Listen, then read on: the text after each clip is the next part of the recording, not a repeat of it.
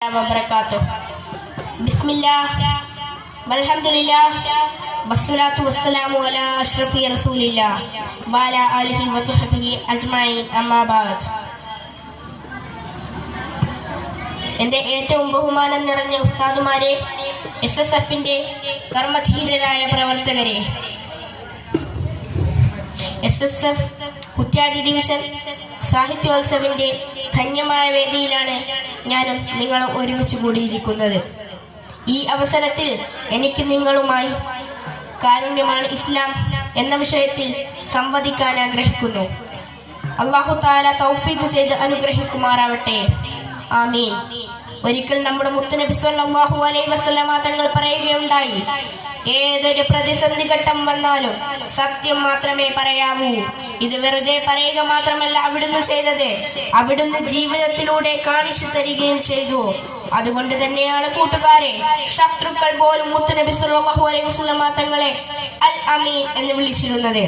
ഒരിക്കൽ ഒരു ആറാബി മുത്തുനബിയുടെ അടുത്ത് വന്ന് പറഞ്ഞു, നബിയെ, എനിക്ക് എല്ലാ തെറ്റുകളിൽ നിന്നും ഒരേ സമയം മാറി നിൽക്കാൻ കഴിയില്ല പ്രവാചകരെ. ഏതെങ്കിലും ഒരു തെറ്റിൽ നിന്ന് മാത്രമേ എനിക്ക് മാറി നിൽക്കാൻ കഴിയൂ നബിയെ. ഈ സമയം നമ്മുടെ മുത്തുനബി സ്വല്ലല്ലാഹു അലൈഹി വസല്ലമ തങ്ങൾ ആ ആറാബിയോട് പറഞ്ഞു, നിങ്ങൾ ജീവിതത്തിൽ ഒരിക്കലും കള്ളം പറയരുത്. ഈ ഒരു തെറ്റിൽ നിന്ന് മാത്രം നിങ്ങൾ മാറി നിൽക്കണം. ഇത് കേട്ട് ആ ആറാബി വളരെയധികം സന്തോഷിച്ചു. എന്തുകൊണ്ടായിരിക്കും ആ ആറാബി അത്രയധികം സന്തോഷിച്ചത്?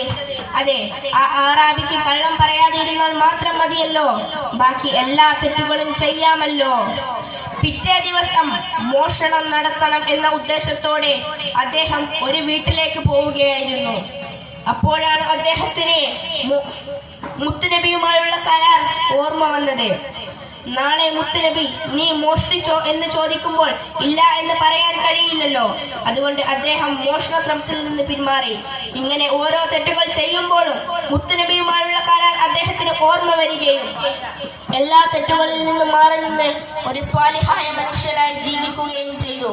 ഇങ്ങനെ തന്നെയാണ് കൂട്ടുകാരെ, അവിടുത്തെ അനുയായികളെ മുത്തുനബി സ്വല്ലല്ലാഹു അലൈഹി വസല്ലമ തങ്ങൾ സന്മാർഗത്തിലേക്ക് നയിച്ചിരുന്നത്. അല്ലാഹു തആല നമ്മെയും മുത്തുനബി സ്വല്ലല്ലാഹു അലൈഹി വസല്ലമയുടെ ചര്യ പിൻപറ്റി ജീവിക്കുന്നവരിൽ ഉൾപ്പെടുത്തുമാറാവട്ടെ. ഇത്രയും പറഞ്ഞുകൊണ്ട് ഞാൻ എൻ്റെ വാക്കുകൾ അവസാനിപ്പിക്കുന്നു. അസ്സലാമു അലൈക്കും വറഹ്മത്തുള്ളാഹി തആല വബറകാതുഹു.